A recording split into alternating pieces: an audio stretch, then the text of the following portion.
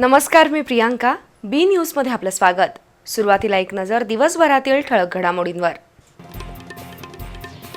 कोल्हापूर जिल्ह्यात शिवसेना संघटन बळकट करण्याला प्राधान्य.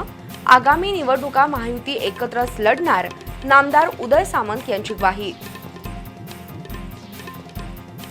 महापालिका अतिक्रमण विभागाच्या कारवाईनंतर रंकाळा टॉवरजवळ लॉनच्या जागेत उभारलेल्या अनाधिकृत 20 टपऱ्या संबंधितांनी हटवल्या.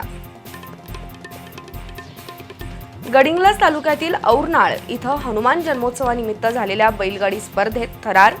बैलानं तुडवल्यानं 4 जण जखमी.